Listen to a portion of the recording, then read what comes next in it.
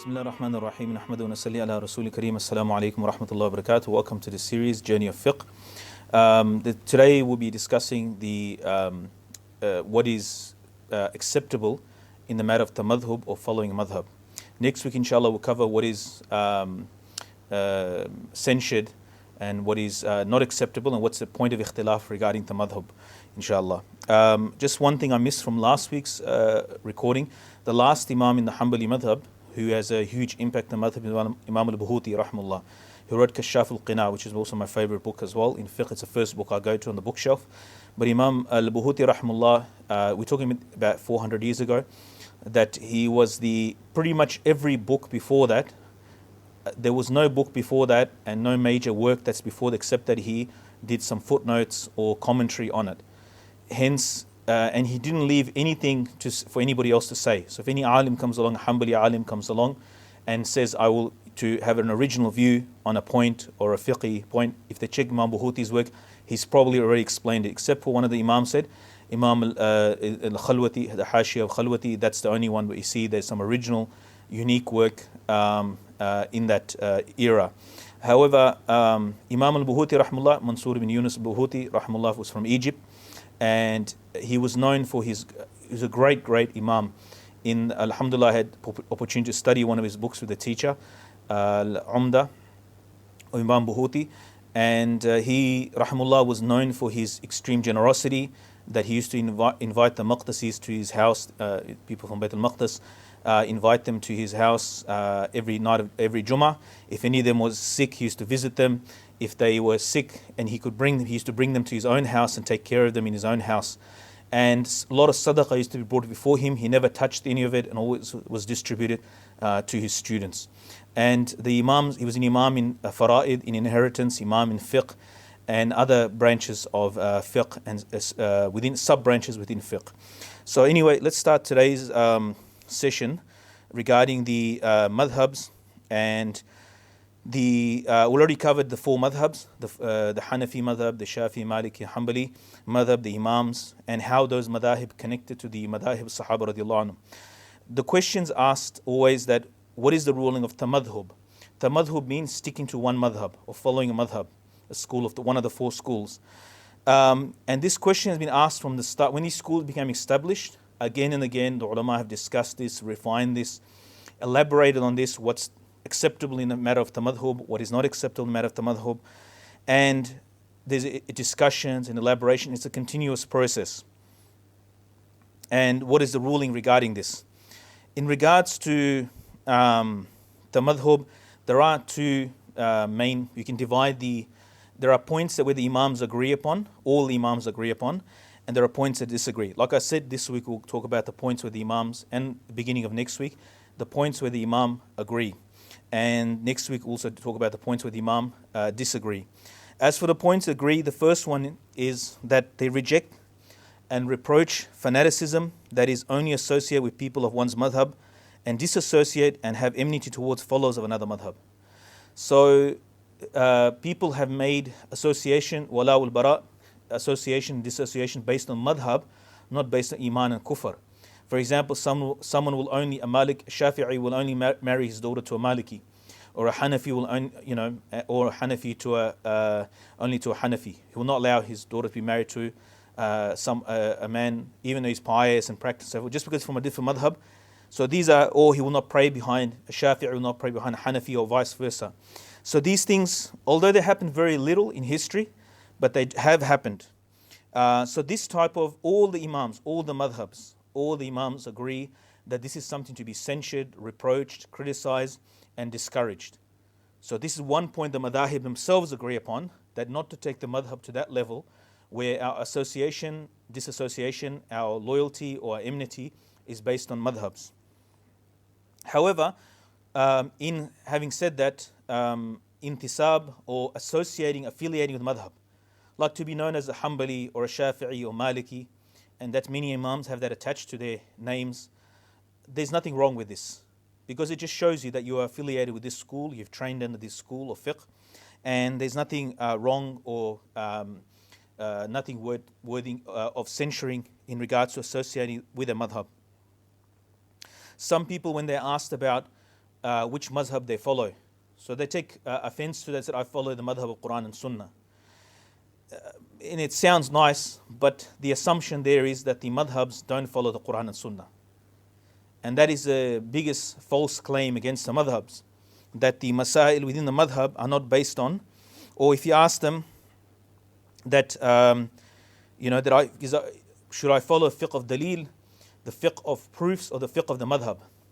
Jurisprudence that's based on dalil, proofs from Quran and Sunnah, as though the madhabs are somehow made out of the minds of men and is not based on Quran. This is a great false tuhma or false accusation, slander that is against the madhabs. So it is based on an incorrect assumption that somehow these madahib are not based on dalil or proofs in the text, in the sources, that is of the Quran and Sunnah.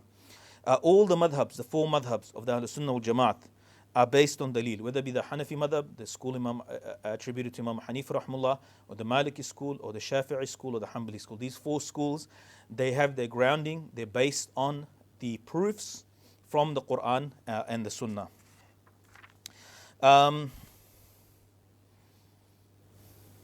And if you study these madahib, you are actually studying Quran and Sunnah. And you are, and if you attain a deep understanding of these schools, you've actually you're getting a deep understanding of Deen. So you're getting tafaqquh or understanding of Deen. In our time, there's a you could say fanaticism. So fanaticism is rejected by the Imams, as I said earlier. There's agreed, and fanaticism for the madhabs. But in our time, there's a new, and it's happened before in history as well, there's a fanaticism or ta'assub against the madhabs. There's hostility towards the madhabs. And even though in the madhabs it existed historically, but it's very little, as I mentioned, not marrying, not praying behind it, exists, but you won't see this from the senior Imams or the major figures of the school. You hear it here and there in side sort of points, but not ulama of different eras. But the mainstream, the seniors of the senior Imams, authorities of the madhabs, you will not hear this from them.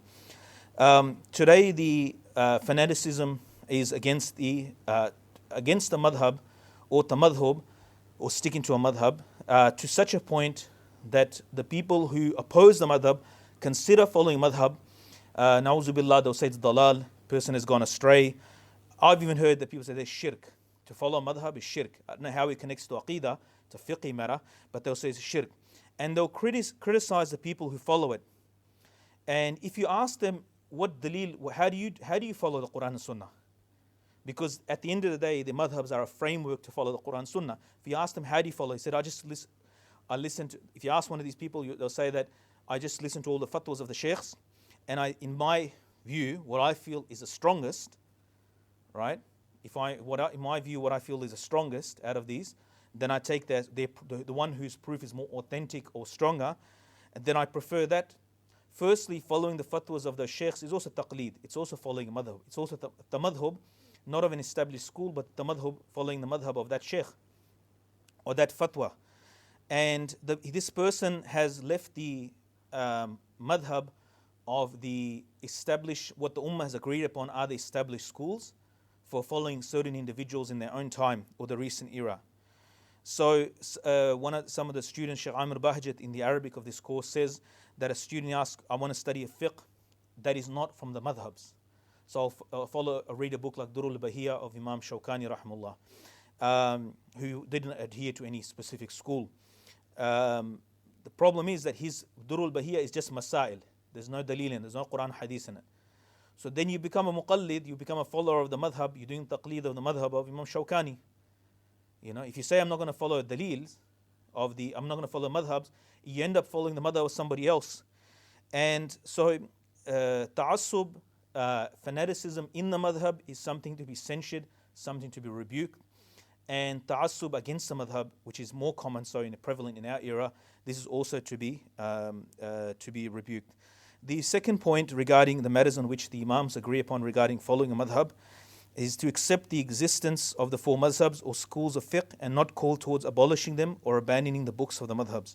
Some people say this, we should burn it happened historically, where a school arose against a madhab and said that we'll burn all their books.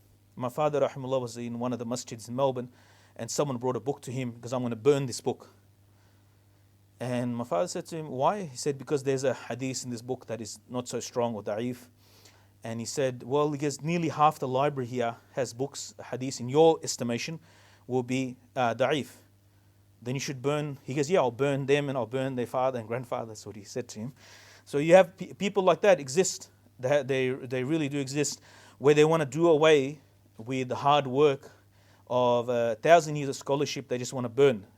So it's happened historically, it's happened but alhamdulillah, those books have survived, those Imams, Allah protected, Allah gave a qabul and acceptance, and the ummah is still benefiting from those books. Or they want to do away with they want to burn the books or destroy the school, get rid of these madhabs.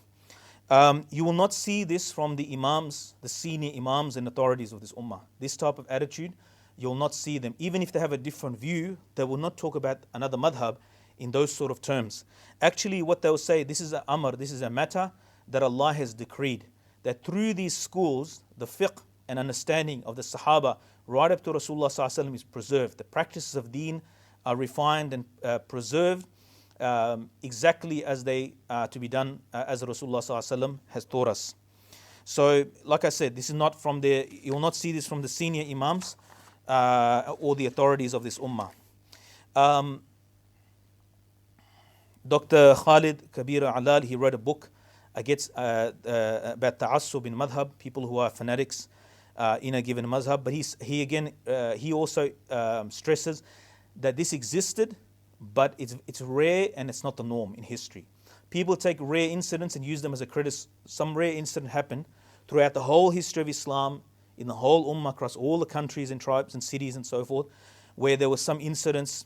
Maybe let's say if there's 20 incidents of people who are extreme and fanatic in a given established school of madhhab of the Ahl-Sunnah. But that 20 incidents over 1,000 years history is very little.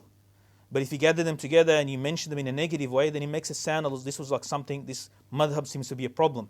But they are an exception, not the norm in our history. These schools were accepted by the Muslims. They were we are benefiting from them. They're not something to get rid of. They're something to cherish and protect and appreciate, inshallah.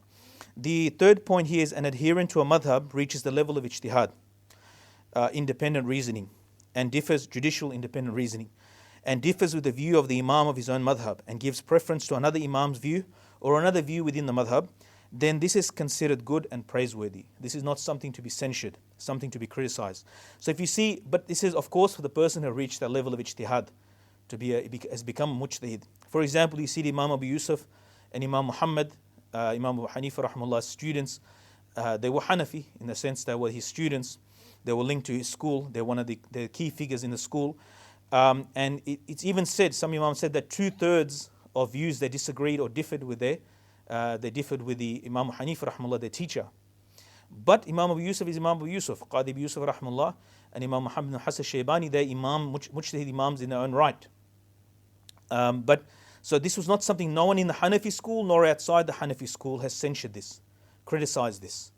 So because they are people who are ahl for that, they are fit for that position of ijtihad, to have an independent view, to do their own ijtihad.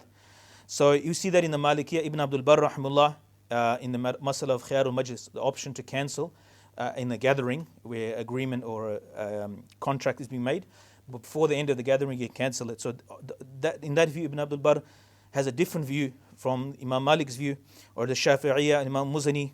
On many masail, he has a view that is different from Imam Shafi'i. And in the Hanabi, Shaykh al-Islam, Ibn Taymiyyah rahimahullah, he had a view that he took a non-majority view, or you could say the non-preferred view within a school, and also sometimes a view outside the school as well. So, but these are people who are of great ijtihad, and they're considered still followers Imam Ahmad or Imam Shafi or Imam Malik, despite their genius, and so they're considered within the school. Like Imam Ibn Taymiyyah didn't establish a separate school. He's still considered Imam and authority within the school. Or Ibn Abdul Barr is still considered a Maliki. But these are people that are recognized as authorities. They are giants within the school, and they reached a level of ijtihad where they had an independent view. But just remember this, that we've got something that today that's happening is very unique historically, that People like this in the schools, probably one or two people appeared like this within a century on some views, right? On one view here, one view here, and a matter here and there. Not like what we have today, where out of every madrasa or Islamic university, every year there's 20 graduating with their own independent reasoning, becoming mujtahids. I was in one country and there was a graduate of a Islamic university. I think he was like 23 or 24 years old. So I was 30 at the time. He said to me, so we're just talking about ilmi things. And he said, do you still have the need to stay under the views of your teacher? Like, he's already a mujtahid. He's just done his Bachelor of Sharia. And he's a mujtahid. He's already doing his own independent reasoning. So this is a delusion. This is someone who's self-deluded and doesn't know his place in ilm. And I was shocked actually. At his statement, because that's not the way we learned ilm, or the way our teachers taught us. Like, our teachers did teach us that we stay in our lane, and that we know like that we have to recognize the last 1200 years, 1400 years of scholarship, and really appreciate, especially the early Muslim Imams and their genius, before we start opening our mouth, especially about even the Imams of the recent era, our teachers and so forth. We're not even dust on their shoes, let alone anybody of the past. So anyway, so today Shaykh Aamir Bahjat said, today every talib al-ilm with a pen and paper or a keyboard and a printer, he starts putting forward his preferred view and starts preferring an opinion of this imam over that imam. If you give preference between two imams, there's two imams. If you give preference, you are making ijtihad. That is an act of ijtihad. That is the work of a mujtahid. If there's two views, and you choose between the two, that is the work of you're doing ijtihad. And if you're not fit for it, then it's actually sinful to engage in such a work where you don't have the knowledge, the background and so forth for it. So it's actually not permissible, it's not permitted. And especially the views where previous generations of imam have agreed, they've finalized. When an ijma' has occurred, consensus occurred, is haram for the later era alims after that. Because once a generation agrees upon it, someone can't just come along and just undo the consensus of a generation. Because it does go back to that hadith of Rasulullah sallallahu alaihi wasallam, this ummah will not agree on misguidance. When it agrees in a given generation, there's no ikhtilaf on it, then that is final. And anybody who comes afterward has to stick within that consensus. So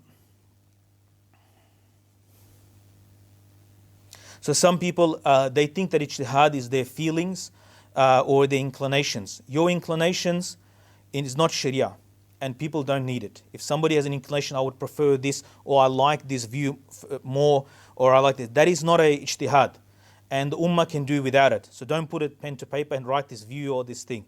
However, if one was to elaborate on the views of the imams, or to teach it, or to even have a debate, Ibn Hubayra rahimahullah, one of the great Hanbali imams, he was talking about debating.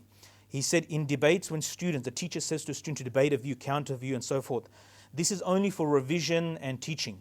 This is not that view of that student is now becoming a predominant view in the school.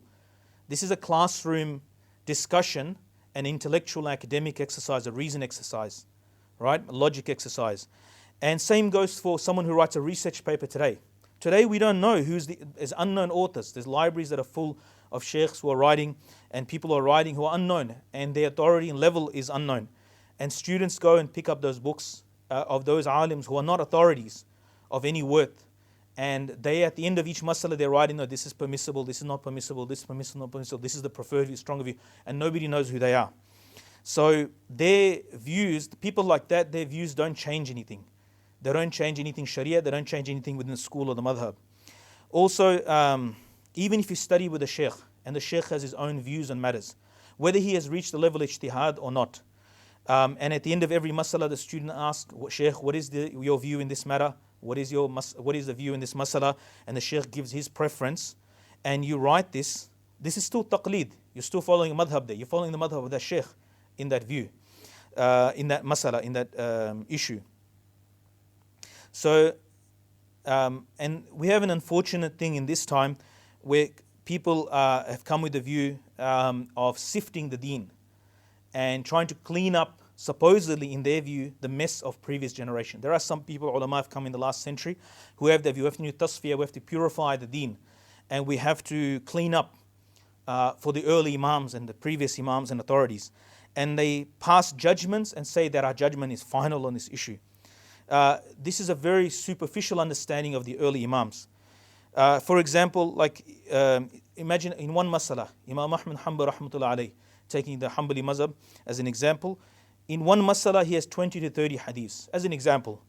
And in each hadith there's 3 to 5 narrators between him and Rasulullah sallallahu alaihi wasallam. And Imam Ahmad rahmatullah, he has, in each of these people he has passed a judgment. Not just judgment on that person, but all the other narrations that he's made in his life that Imam Ahmad knows about. So for he knows that this person has narrated 20, 30 or 10, 15, 30 other hadiths. And he corroborates those ones. And he looks at the people that took from him, the people he took from, not just from in that one hadith. After all of that, he comes and then looking deep into the hadith narration. After weighing up all the narrators, he comes to a conclusion regarding a fiqhi masala that's narrated in that narration. And he will use words like, yu'jibuni, that I like this. Or this is preferred to me. Or will say, akrah, I don't like this. Like he wouldn't pass the fatwa of halal and haram despite having that much knowledge. While you hear a person who come out of a faculty of university or graduate madrasa, and he'll speak with such confidence. And the thing that Imam Ahmad said I dislike, he'll say it's 100% haram. He'll pass such a equivocal, final judgment.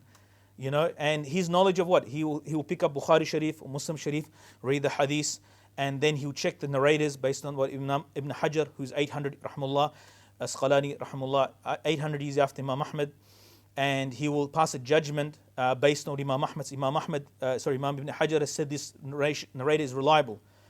But Imam Ahmad, rahmullah, said, no, he's unreliable in this narration. So he will leave what Imam Ahmad said in fiqh, when he's weighing up the masal and the rawis, and he'll take up someone 500, 700 years later, and he'll use him as a counter against Imam Ahmad, not realizing all the ins and outs of Imam Ahmad and the efforts that he made to derive, to reach a conclusion on a matter. So it's possible, one of the criticism or one of the comments that is made about the early Imams, that hadith didn't reach him. It's possible, that's in the realm of possibility. Hadith didn't reach the one who memorized 1 million hadiths, but it reached you in 2020. It reached you in the 21st century. That you're passing a judgment on that Imam that he didn't know about it. He traveled the world twice for hadith, as an example. But, and that person, it didn't reach that early Imam. So it's something, inshallah, we'll go through in this week. The Shaykh Aamir Bahjat advises the students of knowledge to read two books of Ibn Rajab al-Hanbali rahimahullah. He wrote many books. Many books that the Ummah has benefited from. But two that he pointed out specifically for the students of knowledge. Bayan Fadl Ilm al-Salaf ala Ilm al-Khalaf, the clarification on the virtue of the knowledge of the early Muslim over the latter Muslims. When you say latter Muslim, we're not talking about 21st century. We're talking about the 5th, 6th, 7th century afterwards. That the early Imams, how great in ilm they were than the later ones. And the second Risala booklet, which is available in English, Ar-Raddu ala man ittaba ghayr al-madhhab al-arba'a, a refutation on those who follow the refutation those who follow other than the 4 madhhabs. This is also published in Shaykh Musa Furba has translated this in English. Refutation those who follow other than the 4 madhhabs. So inshallah, next week we'll look at the classification narrators, a bit into that, and also what the Imams differ on regarding the madhhab or following madhabs. May Allah subhanahu wa ta'ala give us understanding and tawfiq to practice what we say in here. Wassalamu alaikum wa rahmatullahi wa barakatuh.